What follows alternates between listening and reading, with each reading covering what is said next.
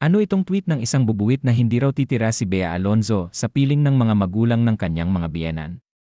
Ito ay taliwas sa espekulasyong lumabas noon na isa raw sa mga naging kondisyon ng kampo ni Vincent ay kailangang mamalagi ito sa piling ng mga ko.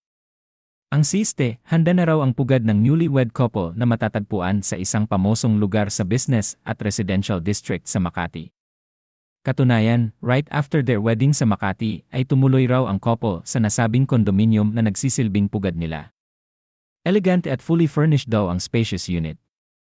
Ang pinaka-espesyal pa raw dito ay may takaw-pansing painting si Bea na nakasabit sa pader na kinuha mismo ni Vincent sa isang pamosong Pinoy artist.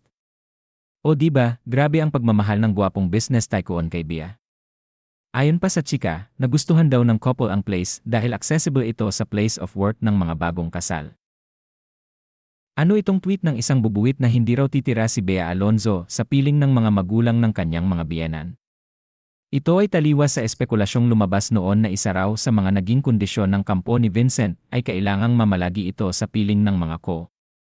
Ang siste, handa na raw ang pugad ng newlywed couple na matatagpuan sa isang pamosong lugar sa business at residential district sa Makati. Katunayan, right after their wedding sa Makati ay tumuloy raw ang couple sa nasabing condominium na nagsisilbing pugad nila. Elegant at fully furnished daw ang spacious unit. Ang pinaka-espesyal pa raw dito ay may takaw-pansing painting si Bea na nakasabit sa pader na kinuha mismo ni Vincent sa isang pamosong Pinoy artist. O diba, grabe ang pagmamahal ng gwapong business tycoon kay Bea. Ayon pa sa chika, nagustuhan daw ng couple ang place dahil accessible ito sa place of work ng mga bagong kasal.